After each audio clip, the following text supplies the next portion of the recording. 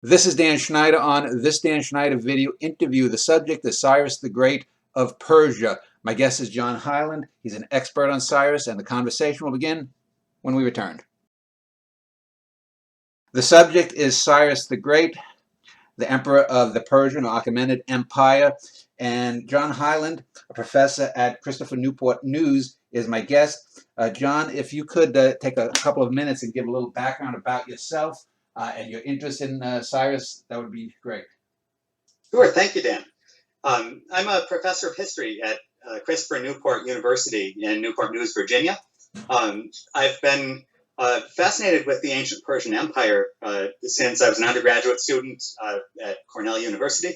I studied at the University of Chicago, which is one of the foremost institutions in the country for the study of ancient Persia and the ancient Middle East. And I had the pleasure to be hired here at Christopher Newport in 2006 to join the history department. I write on the Persian Empire and its relationship, especially with the ancient Greek world.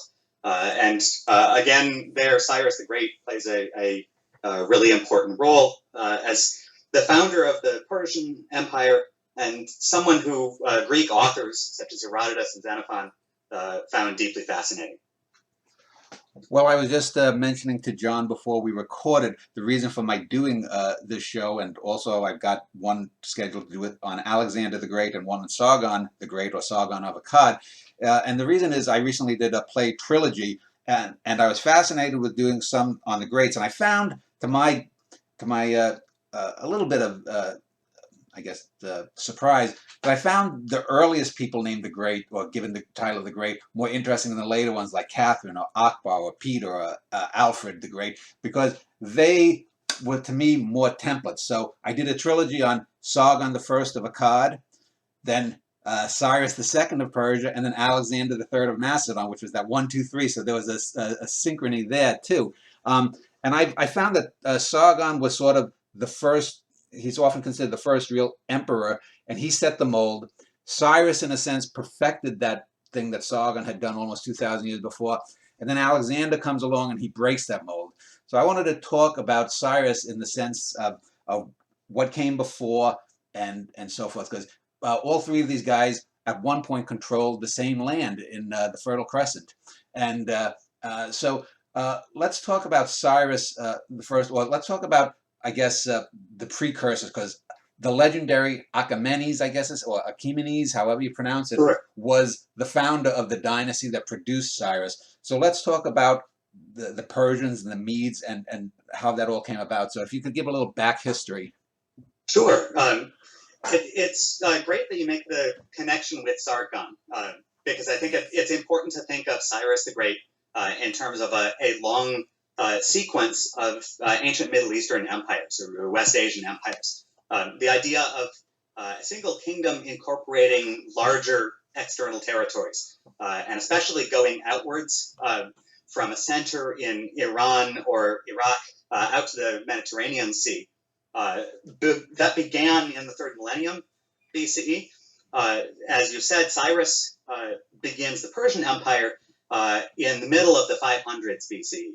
And basically, he's a culmination of that ancient Near Eastern expansionist tradition. When he comes along, the Persian Empire is very much a newcomer in the geopolitics of the ancient Middle East. So you've had the Assyrian Empire, which is the big power, centered in what's now Iraq. It had conquered down to the Persian Gulf, up to parts of modern-day Turkey and border regions of Iran. In the west, it had gone to the Mediterranean coast and briefly raided into Egypt in the 600s BCE.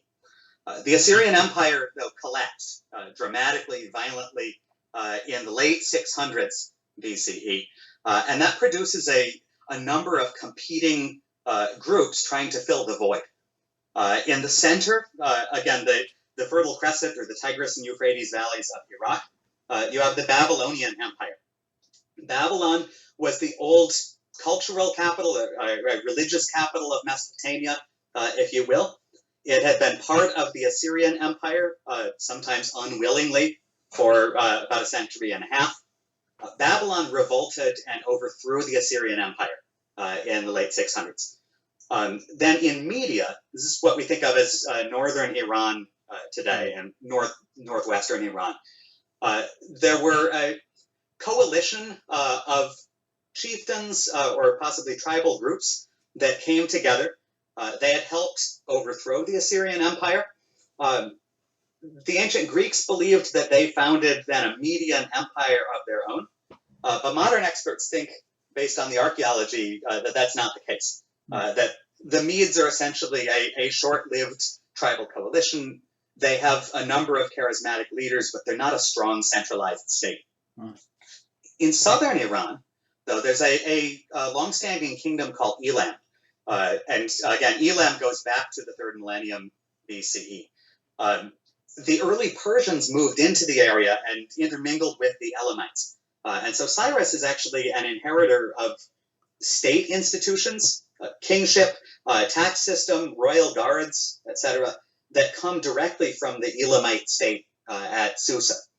And basically, Cyrus capitalizes on all of these different ancient traditions. He's using the Elamite past, maybe some aspects of the Median past, and some of the infrastructure, such as messenger systems, division into provinces, and maybe a standing army, that are especially exemplified by the Assyrians. Cyrus conquered Babylon in 539 BCE. He unifies all these territories and goes much further in establishing the largest centralized state that had ever existed. And basically, he brings all of these earlier traditions together in one empire.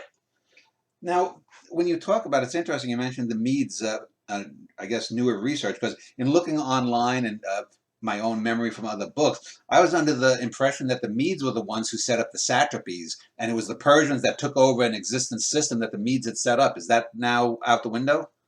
Right. That's now not considered the case. A lot of that goes back to assumptions that were made based on the Greek author Herodotus. And Herodotus wrote about the Medes. He envisioned them as an empire. He didn't know. He has a lot of things that he garbles about Assyrian and Babylonian history. And again, there's no evidence that Herodotus ever went to Iran. His claim that he went as far as Babylon has been contested by modern scholars.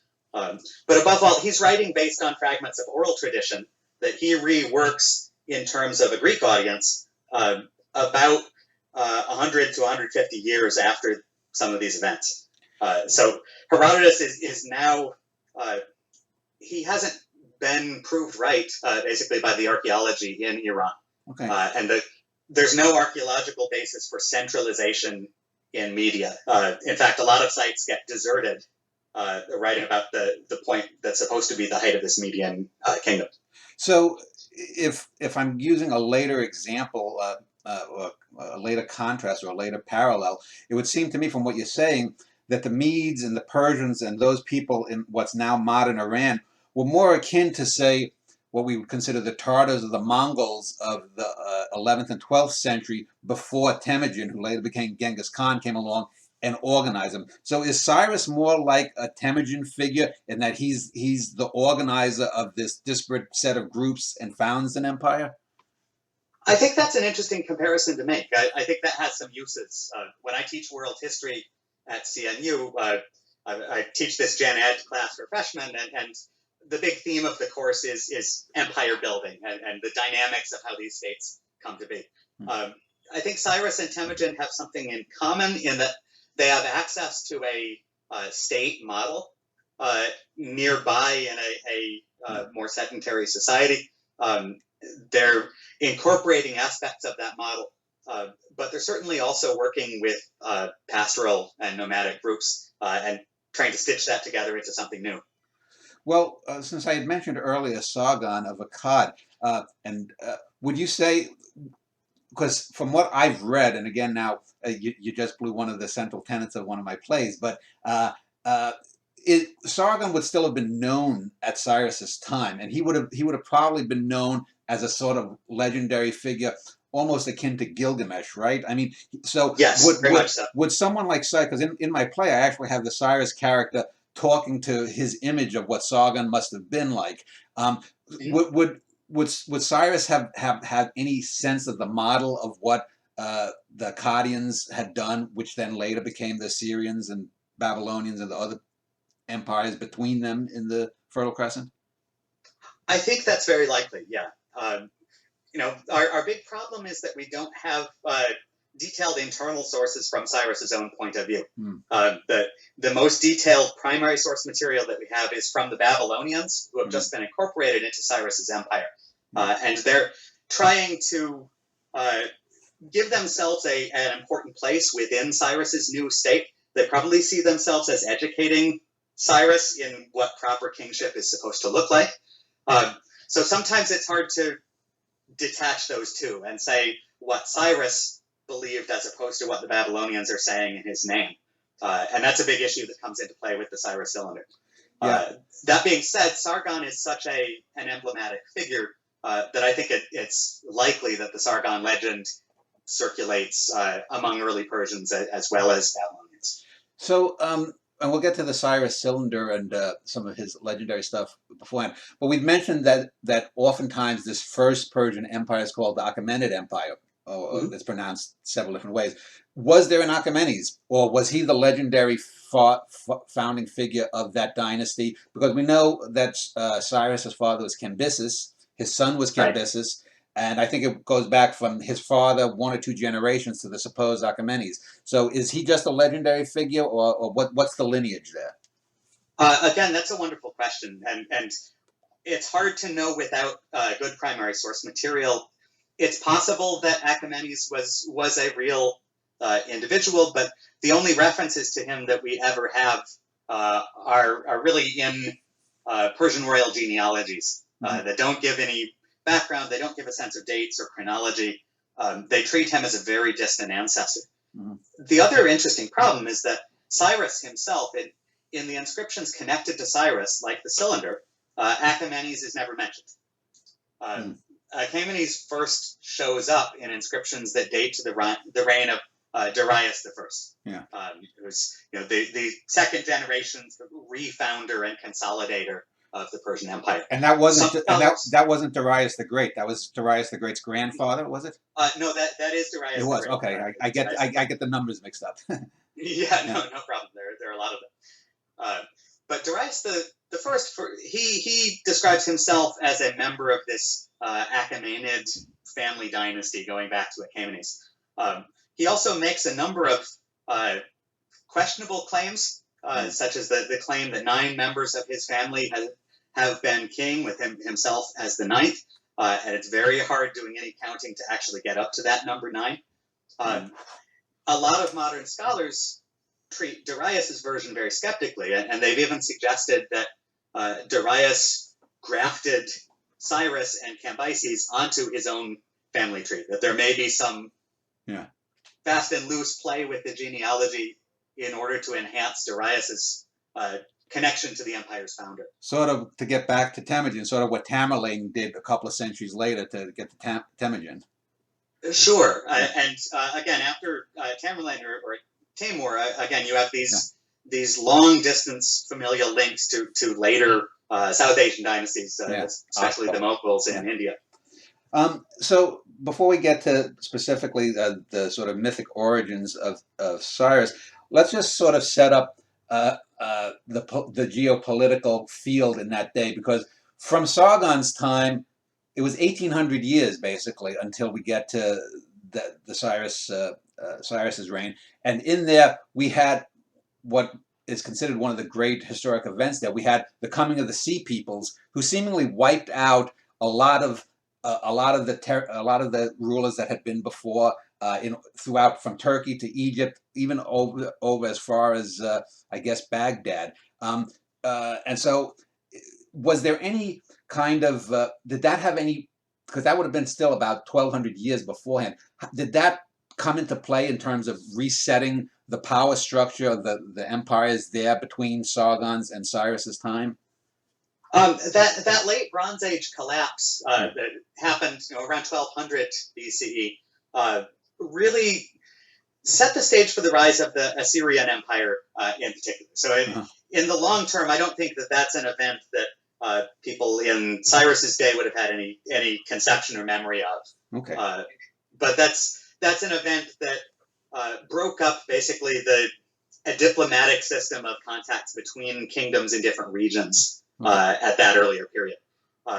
Again, what's remarkable about Cyrus is he's going to be able to go far beyond what any previous empire has done in geographical space. Yeah. And all of those different regions in the Bronze Age, in what's now Turkey and Egypt and Syria and parts of Iraq and Iran, which were in diplomatic contact with one another, all of those are going to become regional provinces within Cyrus's empire, controlled by the satraps or governors that he delegates to rule their territories. So, John, let's talk about Cyrus the man. We just mentioned that his founding dynasty may not have had an actual dynast there that actually founded it. Might just have been, personal, history. Look how many people claim to have been related to Thomas Jefferson, for example.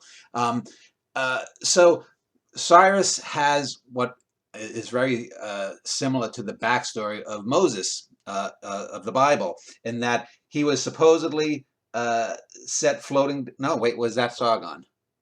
Right, that's Sargon. That's Sargon. No, Cyrus was. Yeah, that's right. Cyrus wasn't the one floating down the river. Cyrus was the fellow who. What is his founding myth? Sure. Again, he has a lot of founding myths associated with him. The most famous one comes from Herodotus, who's again the Greek historian, the first writer of Greek narrative history. And just to place him in time, Herodotus is writing around 430 BCE, so a little more than 100 years after Cyrus. Yeah. As a Greek, he's someone who he's born on the fringes of the Persian Empire. He's collecting oral traditions that he encounters. And he tells us that he knows of at least 4 different origin stories for Cyrus, but he's going to tell us the one that he finds the most plausible or maybe the most pleasing. So the story he tells is of a child who is exposed at birth because his grandfather, supposedly the king of the Medes, has a dream, a prophecy that his grandson will grow up to overthrow him. And so Cyrus is supposed to be left out to be raised or to be eaten by wild animals. Instead, he's picked up by a shepherd and shepherdess who have just lost their own child. They raise him as their own. Herodotus also says that the name of the shepherd woman in the story he's heard was Spaka, which translates to dog, and that he's heard a different version of the story in which Cyrus was actually raised by a wolf. So again, overtones of Romulus. But but it's also true that it was one of his grandfather, Cyrus's grandfather of the Medes, his General Harpagus, that was the one who did it, and then the grandfather finds out that the general betrayed him, kills his own son, and forces Harpagus to be a cannibal. Right. And again, that's a good Greek mythological tradition. There are lots of versions of that myth, even in some other places in Herodotus, as well as the myth of the House of Atreus in the Greek world. But basically, Cyrus is supposed to have this rural, rustic upbringing. Then he's recognized when he's a handsome youth because the shepherds bring him into town and he's playing with the other kids. And they play a game called King, where the kids get to take turns being king. And in the course of this game, one of the other kids refuses to obey Cyrus's orders, and Cyrus has him flogged. And the kid complains to his father, who works in the Median court. Cyrus is hauled up on charges and scolded by the king, but he comes right back at him and says, I was doing what a king would do. I was doing what you would do. And at that, it's the royal flogging of the disobedient and the arrogance of power. The grandfather recognizes his grandson. But then, and it's a great moment in the Herodotean story. Then the idea is that the prophecy has been fulfilled because he played king, and so they don't have to worry about him becoming king. But in fact, he's allowed to go back to Persia. He grows up and becomes king, and he leads a rebellion to overthrow the evil Median king. Which is his grandfather. Right, his grandfather. who's also betrayed by his own general Harpagus, who never got over the whole cannibalism thing. Yeah. So how much of that is true, if any of it? Because since you said that the Medians were not an empire, just, I guess, a disparate band that held some sway, this seems to just be Herodotus basically making as good a story as he can make. I would say so. I'd say I don't think Herodotus made it up. I think that he collects oral traditions and that he stitches together. He's a brilliant storyteller himself, and he has his own narrative agenda. And so he tells the story that he finds the most dramatic and the most pleasing, and it also connects and foreshadows later climactic parts of his narrative. Yeah. But some truths in the story. The historical figure, that Median king Astyages, was a real figure. He shows up in Babylonian records. He was defeated by Cyrus and overthrown in 550 BCE. We know this from a Babylonian chronicle text that's pretty bare bones, but it gives us dates and events, and it's contemporary.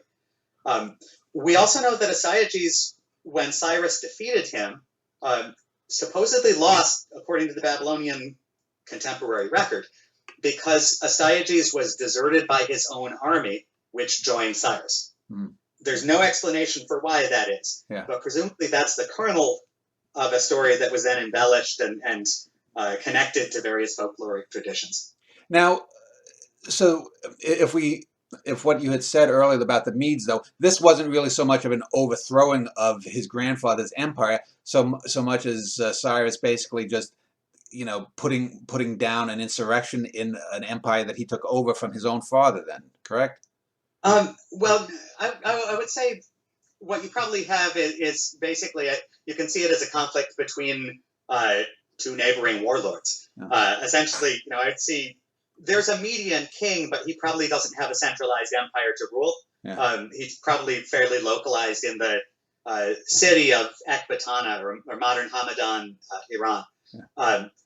Cyrus, somehow goes to war with him, defeats him somewhere in what's now central Iran, and basically marches from southern Iran to take over northern Iran. And that's how I would view it. I think at that point, neither of them can be seen as imperial leaders yet. But after this unification of Iran proper, it's when Cyrus starts conquering other Middle Eastern regions farther afield, modern Turkey, Syria, Iraq, and parts of Central Asia, that he really crosses the imperial threshold. So, but unlike Alexander 200 years later, he never took over Egypt, did he? Cyrus didn't, but his son Cambyses II did. Okay.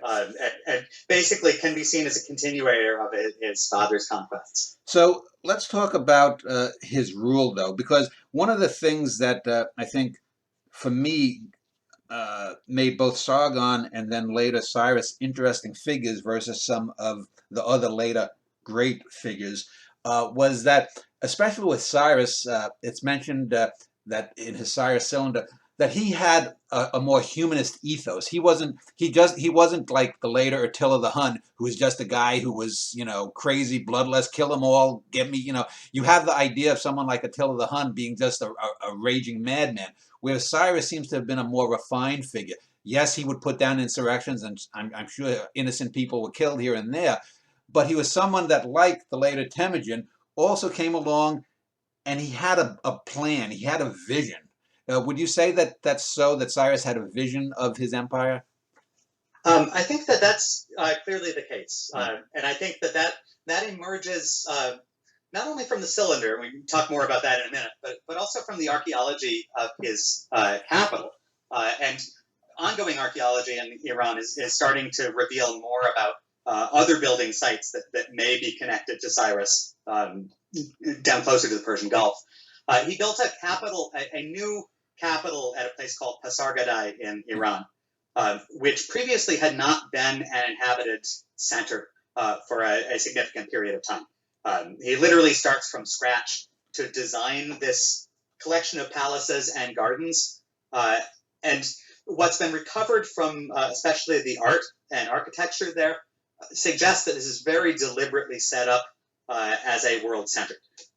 We know that he is borrowing images from Assyria and Babylon and Egypt, although he hasn't conquered it yet, and incorporating those along with Persian artistic images in decorating his palaces. We know that he seems to be working on artificially sculpting the landscape around it to create this garden center in a semi-arid region. Yeah. And there's been a lot of recent archaeology within the last decade and a half on the hydraulics that are involved that are really impressive, building dams and underground canals. So yes, I think he has a vision of himself as ruler of the world. And he designs the central palace to draw on artistic traditions and on probably labor and manpower from the edges of the empire in order to symbolize that. With the cylinder, things are more complex because the cylinder is a Babylonian building inscription. It's a foundation document that is very traditionally embedded in Babylonian religion. These are inscribed with texts from a pious ruler and praise of the gods. They're buried under the foundations of new temples or constructions that the kings associated with. It's written in Akkadian or Babylonian language. It's certainly written by Babylonian priests, and it has a lot of verbal and vocabulary echoes of earlier Assyrian royal inscriptions. It even mentions by name the Assyrian ruler Ashurbanipal. It says, while we were digging foundations here for the Marduk temple in Babylon, we found a text from this earlier just ruler, this Assyrian king, who we actually know from other texts temporarily destroyed Babylon in a siege, but rebuilt afterwards. So Cyrus he's not as distinct from earlier imperial traditions as is often suggested. The Cyrus cylinder does portray him as the pious king, the just king, who has a special relationship with the gods and who comes in and restores civilization. Yeah. But it's important that we be careful about taking those claims at face value. We also have very good archaeological evidence from several of the places that Cyrus conquered, especially the city of Sardis in what's now Western Turkey, where there's been American archaeology going on for decades, led by Crawford Greenwald and Nick Cahill. And there, recently in particular, they found the site of the palace of Croesus, the Lydian king whom Cyrus defeated. And the evidence for a violent sack is really dramatic. Arrowheads, human remains, evidence of burning and destruction. On the ground, without the cylinder, that looks just like the Assyrian Empire or like any other empire coming in and destroying sites. Mm-hmm. So yes, he has this unifying persona in the Cyrus cylinder, but he is probably adept at messaging, at trying to give reasons for the elites of the empire to follow him after the violence dies down. You might also see the cylinder as some of those elites, the Babylonian priesthood, trying to give Cyrus a script. Mm-hmm. This is what good kings, just kings have done in the past. We're really happy that you're deciding to play along with traditions of just and peaceful kingship rather than just destroying our temples. So Cyrus then was not as, because I'm thinking of Hammurabi, who I think came before him. Is that correct? Right. Hammurabi is 1700s BC. Okay, so he's over 1,000 years before. So, because Hammurabi, is the Hammurabi Code, and people have sometimes tried to make that he was in that lineage, that the Cyrus cylinder portrays this more humanist king. Is there anything that we know of from the real archaeology that suggests that life in Persia under Cyrus was somehow better than the kingdoms around it, that there was a more humane bent, that there might have been a meritocracy system in certain things rather than just dynastic lineages, that the 1% we have today has always existed in some sense, but every so often you found again, to go back to the Mongols, they had a meritocratic system within their army, at least, where the best warriors moved up. Sure. It's hard to say. We don't really have contemporary evidence for meritocracy in Cyrus's kingdom. The most explicit statements like that come from Xenophon's Cyropaedia, this Greek text called the Education of Cyrus, which is written in the mid 300s BCE by a Greek political philosopher. And essentially, the Cyropaedia, it claims that Cyrus is handpicking men among the peasants and creating this new Persian army and this new Persian society. But a lot of that reflects Xenophon's own social vision, set in a Persian fantasy setting. It doesn't necessarily reflect realities of the 500s BCE. We do know there's clearly a landed Persian aristocracy in Cyrus's reign, who are probably beneficiaries and participants in his conquests. Our best primary evidence for society in Cyrus's kingdom is that a number of Babylonian business records that survive from Babylonian merchants who are going to Cyrus's Iran, or Cambyses' Iran, and trying to make profits in the new empire. Basically, their capital is shifted from their own city of Babylon over to Iran, so they go there to make deals. A lot of those documents are slave sale records. Babylonian merchants are going to Persia to buy slaves because presumably large numbers of human trafficked individuals are concentrated in the center of the Persian Empire because of the military conquest. So I'm skeptical about seeing Cyrus's Iran as more humanitarian. I think that's probably an anachronistic modern concept. It certainly has connections to the propaganda of the Pahlavi regime in the 1960s and 1970s. The idea that Cyrus's empire is more powerful, though, and that it brings more benefits to those at its center who are within the social elite is reasonable. I think that Cyrus is astute in bringing local elites into his service.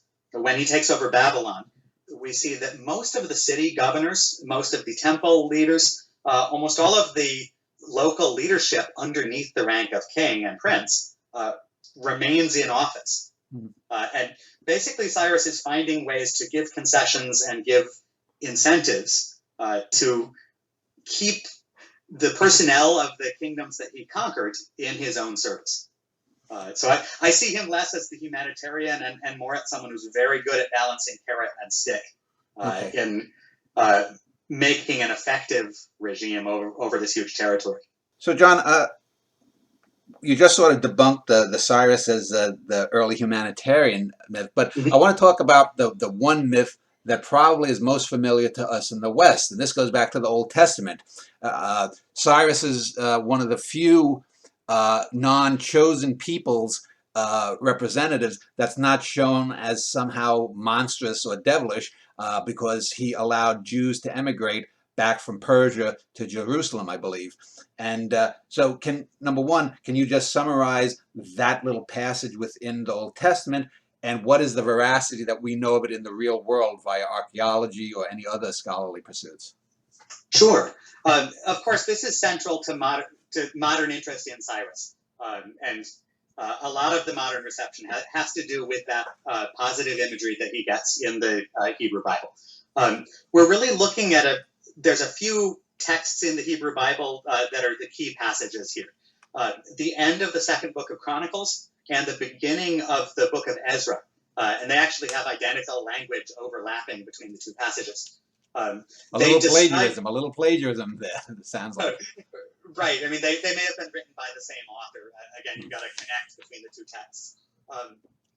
But there you have the simple statement that the Jews, or the people from Judah, the area around Jerusalem and southern Israel, they had been moved forcibly into Babylonia after an unsuccessful Judean revolt against Babylon in the 590s and 580s BCE.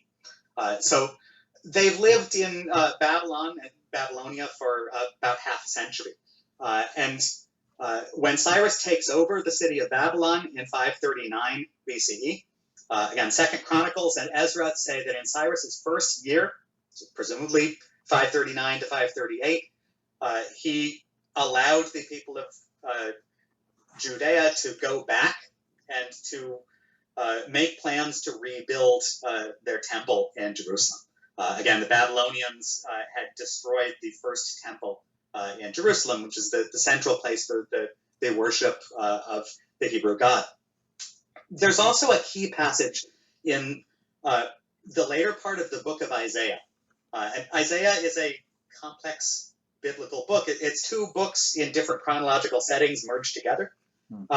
So the first part of Isaiah is dealing with the 700s BCE, and then so-called second Isaiah, Isaiah chapter 40 on, jumps to the 500s BCE, and has this prophecy of a Messiah, a savior who's going to be anointed by the Lord to save the Jewish people in a sort of consolation for the horrors that they've suffered at the hands of previous empires. And that Messiah figure in the later part of Isaiah is Cyrus. He's referred to as the anointed of the Hebrew God. It's been looked at by biblical scholars who especially have seen Cyrus as a replacement for the house of David here. Basically, when the Jews go back from Babylon to Jerusalem, they're allowed to rebuild their society under the patronage of the Persian Empire, but they no longer will have a royal family based on the house of David, the dynasty that's so important to earlier Judean identity. It's been suggested by some that the priesthood at the era of the Jewish return have a vested interest in setting up the Persian king as a replacement for their own Jewish royal family. Because again, this elevates the status of the priesthood, which in the earlier books of the Hebrew Bible had been in frequent conflict with the royal family over authority in Jewish society. Now, as to the historicity, there's a lot of cuneiform evidence from 6th century Babylonia that's shedding light on the Jewish settlers at various points in the country. It's clear that there was this Babylonian captivity and large-scale settlement. Many of the Jews stayed in Babylonia, and we can still see them in Babylonia throughout the remainder of ancient history. But this group that's going back has left less clear archaeological traces. There's still a lot of work to be done and a lot of controversy over defining exactly how many people go back to Jerusalem, how large is the resettled Jerusalem that they establish. Most people don't question the idea of Cyrus supporting the Jewish return. But again, we don't have a lot of really concrete evidence outside the biblical text on what that looked like. So, because to a layperson like myself, the whole return from Babylon to Judea seems like a miniaturized version of the supposed mythic captivity in slavery in Egypt and the crossing of the Red Sea back then. So I think, but I would think that didn't that happen before, supposedly chronologically, the freedom from Egypt? But we know that didn't really happen now, correct?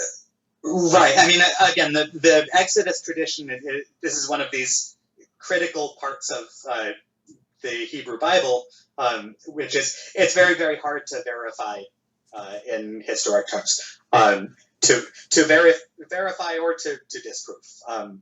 That tradition it's probably connected to the relation of people in New Kingdom Egypt with Bronze Age Israel. But again, I don't know if I'd go as far as to say that the Exodus tradition is directly linked to the return from the Babylonian captivity. But I mean, in most mythologies around the world, you often see very similar things. The flood myth, for example, is rampant throughout there. The myth of a god sending his son down. I mean, Alexander was the quote unquote son of Zeus, supposedly. hundreds of years before Jesus came along. But let's talk about some of the other major real events and sort of mythic events that define Cyrus as he's known today. You had mentioned earlier Croesus and the Lydian kingdom, and Croesus, of course, is known as being as rich as Croesus, and he had a fabulously wealthy kingdom. And then I think he goes to the oracle at Delphi, and it says that if you take on Persia, you will destroy a great empire. But it's his own empire that ends up destroyed. Now, whether this really happened, we don't know.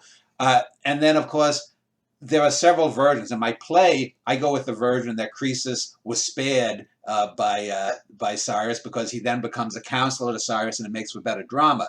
But in real life, do we know if Croesus was set on fire, as some versions give? Was he executed, or was he taken into? Did he submit and say, "Hey, look, you can have it. Just spare me"?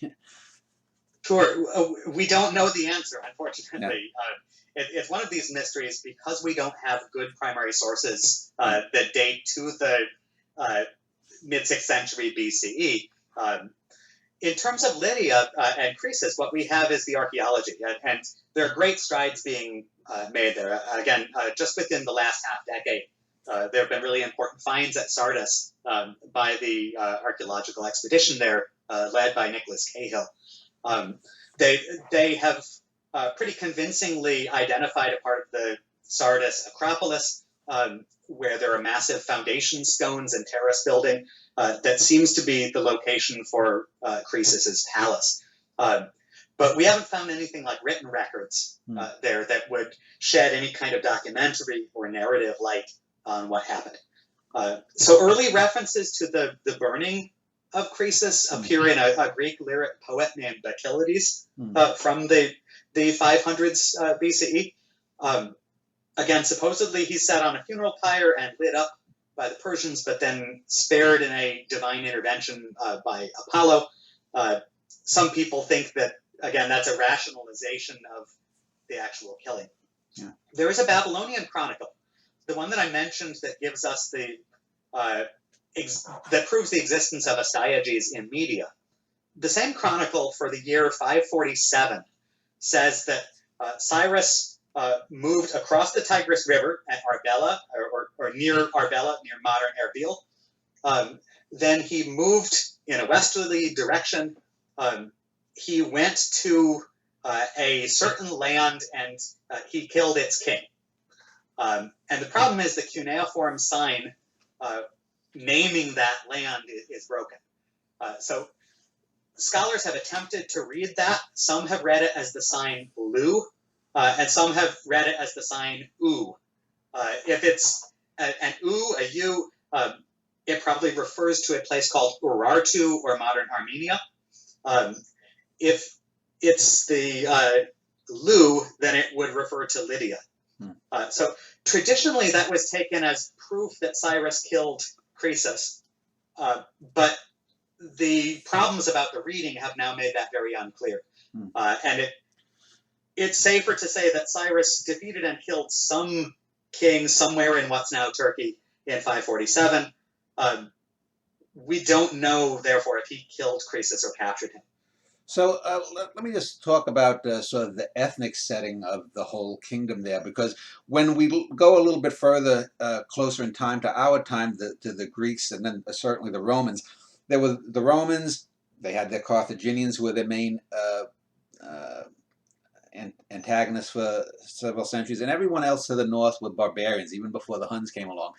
In Cyrus's time, though, Asia Minor, Anatolia, the Turks weren't there. So were the Lydians and the Hittites and the Babylon, were these all people from the same stock? Were they Arabs? Were they Persians? What ethnic, were they Aryans? Sure. I mean, we have to be careful when getting into ideas about ethnic identity. I wouldn't use a term like stock or some of the things that you see in the older literature, but we can certainly talk in terms of linguistics. So the Lydians are located in what's now Western Turkey, and they speak a language that's Indo-European, and it's connected to earlier Hittite. It's basically a branch of the Hittite branch of the Indo-European language family. The Babylonians are actually a mixture of a large number of different people. You certainly have early Arab or Arabic-speaking tribes in parts of the Fertile Crescent, and Babylon had been trying to move into what's now Arabia proper just before Cyrus took it over. There are people called Aramaeans who spoke Aramaic. There are also people who are speaking the Babylonian language, which it's a Semitic language. It's separate from, but related to Aramaic, Hebrew, and Arabic. And then Old Persian is one of the languages that Cyrus would have spoken. That's the ancestor of modern Farsi. That's part of the Indo-European language family. So it's related to Greek, Latin, and Sanskrit, as well as Hittite. But in Cyrus's kingdom, there are also Elamite speakers.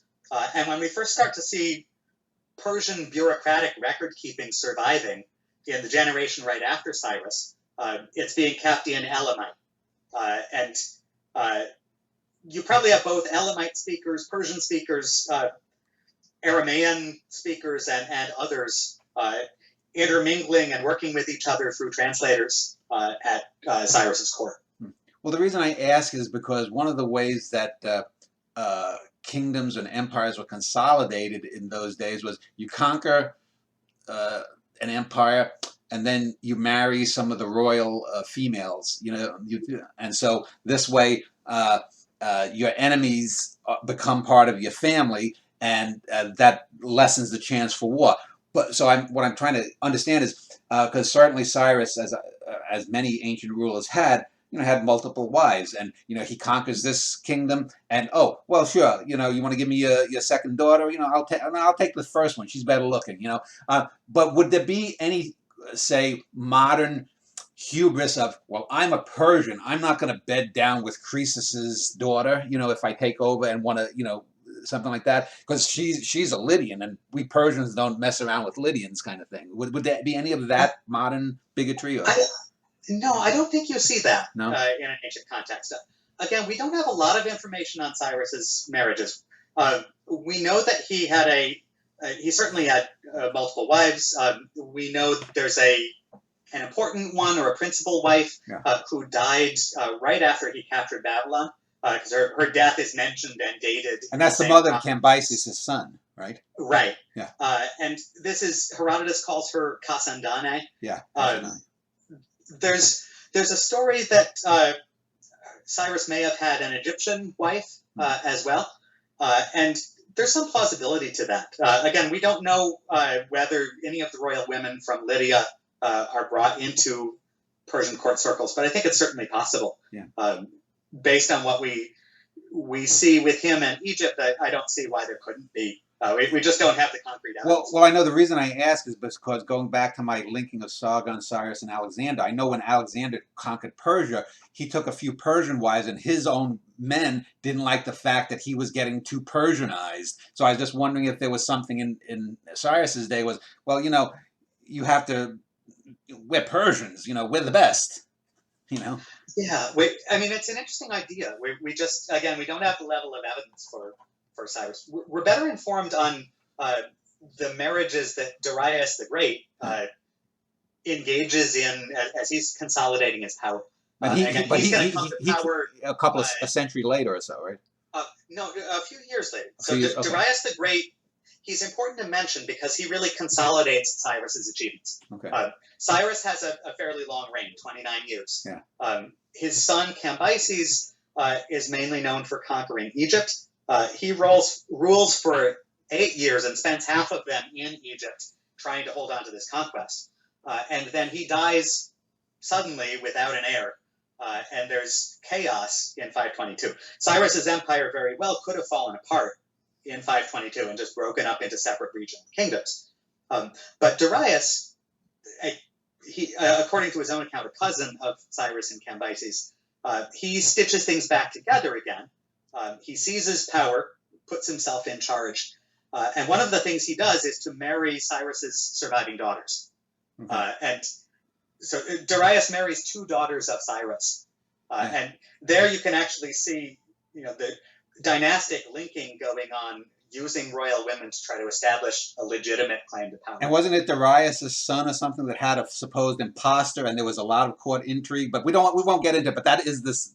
Sure, that was Cyrus's second son. Okay, that was okay. Yeah, that was okay. Cyrus had two sons. The older one died. The younger one either seized power or was secretly murdered and replaced with an imposter who was then killed by Darius. Which sounds very much like the Greeks just trying to say, look, you're no better than us Greeks here. We're going to make up shit about you. Well, that actually is the main source for that is Darius himself. Oh, okay. Darius makes up the story, which modern scholars are very skeptical of, and then Herodotus reflects sort of a Greek version of it a century later. Well, let's just then go back to Cyrus, though. What is the major misperception of Cyrus II of Persia that is still with us? That either it's a misperception because it was propaganda that's just been very successful, or it's a misperception based upon misreadings of texts that we've now found later information that confirms it. So what's the biggest thing now that we get wrong? Sure. I think the biggest misperception is the idea of Cyrus as a champion of human rights and of universal tolerance. And this is often associated with the role he plays in the Hebrew Bible and with the Cyrus cylinder, in which it claims that when he came into Babylon, he was selected by Babylon's own god, Marduk, to take it over. Yeah. Babylon's own king, Nabonidus, was supposedly an evil man who was abusing the people. But Cyrus came in welcomed by Babylon's god and its people. He overthrew the false king. He supposedly, the wording is he relieved the people of their burdens, which is a very, very generic statement for a conqueror to say that he was welcomed by the people.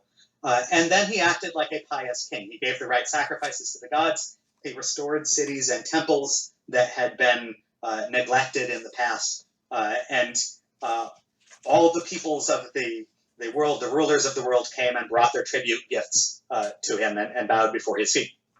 Now, that's a dramatic claim of world rule, but it's fairly standard legitimizing language that a conqueror supports to propagate his own peaceful image. Again, the Babylonian Chronicle contradicts the idea that he entered the city without any kind of violence. It adds the fact that there was a battle a few days' march to the north in which he defeated the Babylonian army and plundered its camp. And then he has a peaceful entry into the capital itself. That part is left out of the cylinder, which is much more peaceful and more propagandistic in tone. But the modern misreadings have everything to do with modern geopolitics and with the last Shah of Iran, Mohammad Reza Pahlavi, who is Shah of Iran from 1941 to 1979. And in particular, in the 1960s and 1970s, the Shah of Iran is attempting to position himself as a nationalist leader of the Iranian people. He's someone who came into power in a situation of political weakness. His father was overthrown by the Allies, by the British, Americans, and Russians in 1941. And they establish him in power on a sort of promise of good behavior. So he doesn't even get a coronation when he becomes Shah of Iran in 1941. He starts as a constitutional monarch, but his powers drastically increase after 1953, when the elected prime minister of Iran, Dr. Mohammad Mossadegh, is overthrown by the CIA, MI6, and the Iranian military. So after that, the Shah is trying to bolster his position and trying to turn himself into this figure of veneration.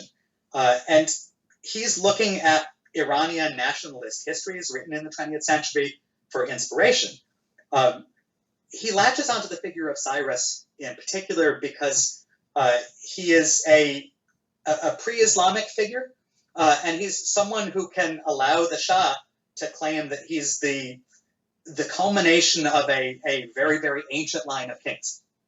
He's someone who comes from this usurping two-monarch dynasty that had only started in the 1920s.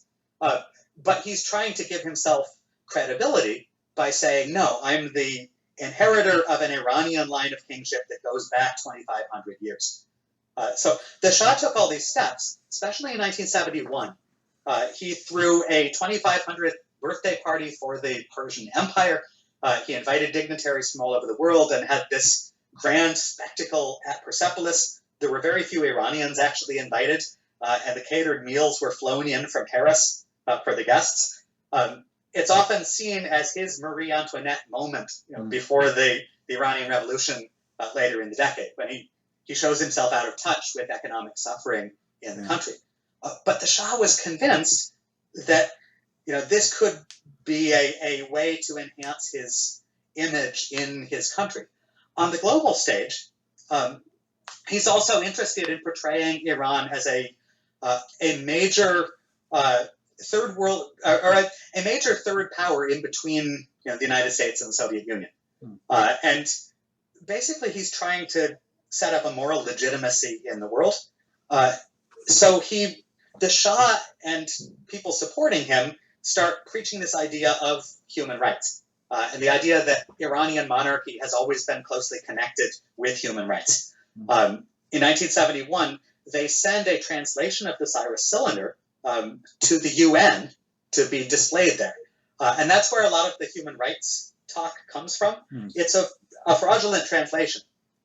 It contains a statement that Cyrus emancipated the slaves, which is absolutely not true. Again, we have slave records from Cyrus's and Cambyses' Iran to prove otherwise. It claims that, it inserts the name of the Persian god Ahura Mazda instead of the Babylonian god Marduk, who's actually in the real Cyrus Cylinder. It makes other false claims about Cyrus saying that he's not going to make war on other countries and that he will respect all countries. None of that is in the Cyrus Cylinder. But that became associated with the Shah. And then after the collapse of his regime, there's a nostalgia associated with that, especially among exiles, that continues to perpetuate these claims, which were taught in Iranian schools. They've circulated now on the internet. You can find monuments all over the world citing this false translation of the cylinder and attributing all sorts of things to Cyrus that he never said. So I know I've gone on for a bit, but this is a really persistent myth.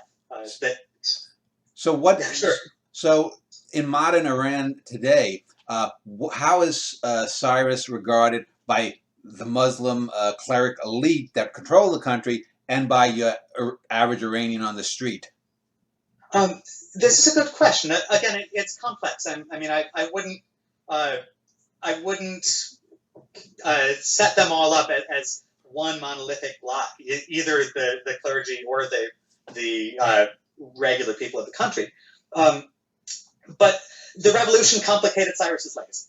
Again, because the Shah wrapped himself in the mantle of Cyrus and literally tried to rewrite the Iranian calendar to begin it with Cyrus, and then, of course, that got discarded in 1978, just before the Shah fell. The Ayatollah Khomeini is deeply contemptuous towards the Achaemenid kings, and basically says that they're tyrants whose palaces symbolize the labor of the peoples that they exploited. There was talk among the most extremist groups early in the revolution of bulldozing Persepolis and Pasargadae and other centers. And luckily that didn't happen. But there's a thawing very quickly, partly because of the recognition of a more nuanced national history, partly because of an interest in trying to rebuild international connections and even tourism after the damage of the Iran-Iraq War in the 1980s. So early 1990s, Khomeini has just died. Hashemi Rafsanjani, who's the new president of Iran in the 1990s, visited Persepolis again. And essentially you rehabilitate the site. by the late 1990s and early 21st century, there's a new growing body of Iranian archaeologists who are resuming really, really important excavation work at Pasargadae and the Persepolis region under the auspices of the Iranian government. And their work continues to today. So at certain moments of high political tension, again, Cyrus and the Achaemenids get dragged in as a sort of political football.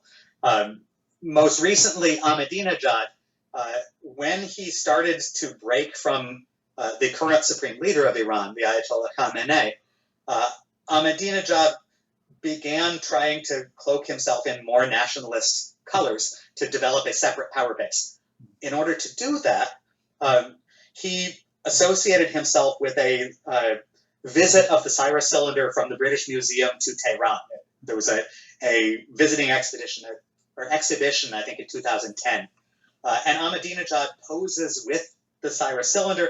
He visits Persepolis. He surrounds himself with these images to try to show that he's the real Iranian, as opposed to the clergy who he was starting to try to suggest we're out of touch. However, the Revolutionary Guard, who are many believe the real power holders in the country, now support the supreme leader and distance themselves from Ahmadinejad and really criticized his pro-Persepolis stance. So since then, in the last decade, there have been a number of moments where there are protests against the government, where, again, protesters have gone to places like Pasargadae, to the tomb of Cyrus, because it has this resonance in national nostalgia.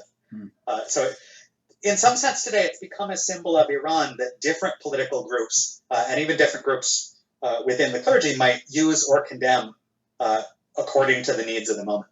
So I want to talk about his actual death, Cyrus's actual death, and a final myth there. But before we leave there, can you give me a historical figure that is the equivalent of Cyrus to modern Iran? Is he the George Washington? Is he the Ivan the Terrible? Is he an Oliver Cromwell? What, to the national identity, is there anything, or is he pretty unique? Or is he like Temujin maybe in Mongolia? Sure. I mean, I think he's unique. I think that the Temujin comparison has some merit to it. Again, I'm not as much an expert on modern Mongolian history, but I know that there have been a nationalist tradition in Mongolia of celebrating Temujin as a heroic founding monarch. He's definitely seen as an important founder figure, but there's also this alternate Iranian mythological tradition that goes back to the early legendary kings in the book of medieval Iranian epic poetry, the Shahnameh by Ferdowsi. And I think that many of the mythical figures in Ferdowsi's Book of Kings occupy similar roles in the Iranian national consciousness without having to actually be historicized. Okay. So let's talk about his actual death, because this, again, is something that there's many versions of, just like with did he kill Croesus or not, and how he how he rose. He's said to have been killed in battles. Some say he died of old age. I know in my play I chose to have him die of old age to have a look back on his life. But for me, one of the probably it's one of the myths that seems to be the most in favor now, because it has a feminist bent, is that he went to war against some tribe up near the Caspian Sea that was ruled by a female monarch. He ended up killing the female monarch's son by poisoning all the generals there. But to me, this has the pattern of myth, because Cyrus would have been about 60 or so at the time. Is a 55, 60-year-old guy is still going to be riding with his troops? I don't know. So what is the latest on how he actually died? Sure. Again, the problem is that we're not dealing with primary sources. We're dealing with secondary sources produced in the ancient world. But again, these are Greek narrative accounts. There are four main ones. The earliest is Herodotus, again, a century later. And Herodotus is the source for Cyrus being killed in Central Asia by this nomadic queen named Tomyris, queen of a tribe called the Massagetai.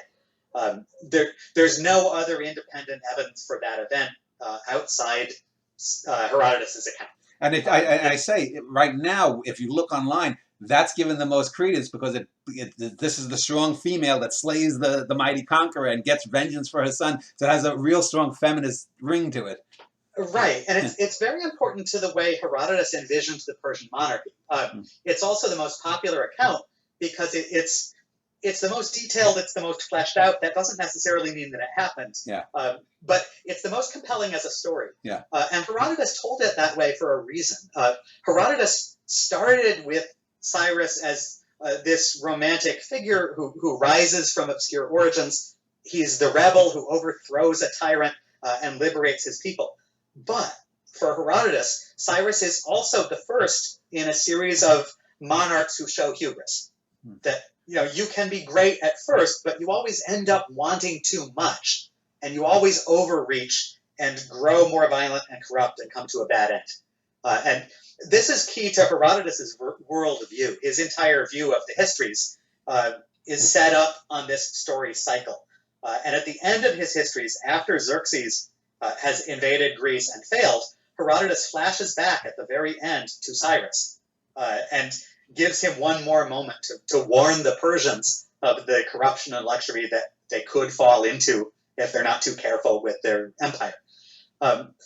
So what really happened is hard to say, but we do have one key piece of physical evidence, and that's the tomb of Cyrus at Pasargadae in Iran. We know that Cyrus designed his tomb, that he had this tomb built as part of his palace complex at Pasargadae. And we know from the Alexander historians that at the time of Alexander the Great's conquest of Persia, 2 centuries later, Cyrus's body was still buried in Cyrus's tomb. We know that because during Alexander's conquest, Alexander visits the tomb and pays respects. Then he goes on to India, and when he comes back to Persia, there's been looting, and Cyrus's body is gone. And Alexander has an investigation and tries to punish people responsible for desecrating the tomb of Cyrus. So Cyrus was buried in Cyrus's tomb. And this is important. What it suggests to me is he may have gone on a military campaign late in life. Again, we can't be certain. I think it's possible that an elderly monarch can still be riding on a campaign to the frontier, even if he's not leading from the front. But if he is killed, it's unlikely to be in the sort of total massacre that Herodotus describes, because his body wouldn't have come home. Yeah. We also know that Cambyses, his son, doesn't campaign on that frontier. Instead, he does nothing with Central Asia. There's a satrap there in place, certainly by 522, just 8 years after Cyrus's death. And Cambyses goes in the other direction, to Egypt. And I think all of that suggests that if Cyrus was wounded or got sick and died on the campaign, he's brought home, and there's not some catastrophe. There's a stable transition from him to his son. So I think there were later alternate traditions that developed. A Greek writer named Ctesias, who survives only in fragments, says that he was mortally wounded, but he lived for a while longer and he was brought home. And then Xenophon in the 300s BC gives him this sort of philosophic dialogue on his deathbed with his sons. And I think it's likely that whatever the manner of his death, it's a manner that allows some stability to remain. It doesn't just cause the empire to collapse, as it might have if he and his entire army were wiped out. And you just anticipated my question about Alexander and the desecration of the tomb. So the idea that Alexander was a great admirer of Cyrus is factually established then.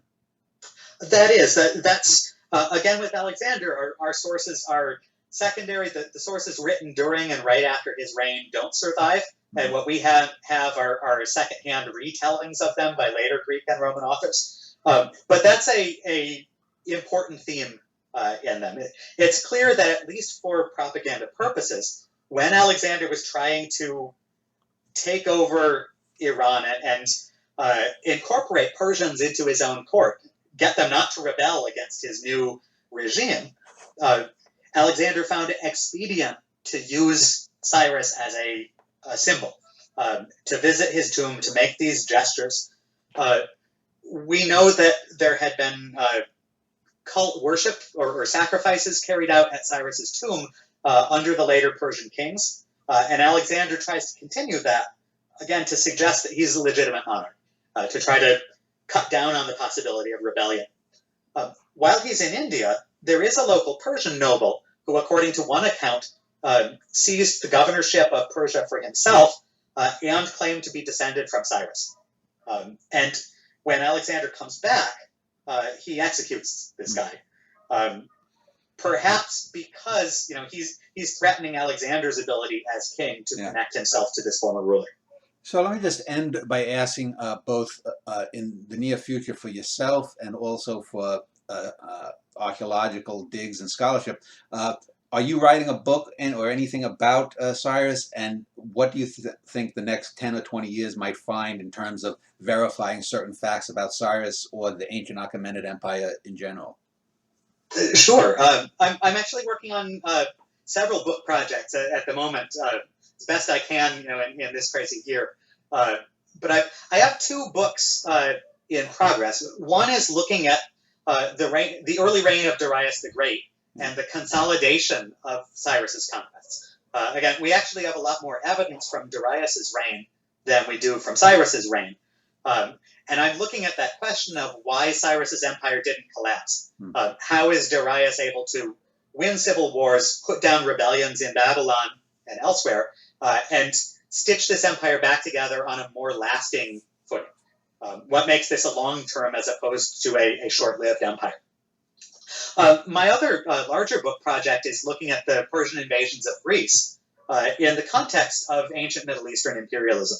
And there, I've already written a draft chapter that deals with Cyrus in comparison with the earlier Babylonian and Assyrian kings. And basically there I'm trying to look at him, partly looking at some of the archaeology, like the finds at Sardis, but also looking at the geographic implications.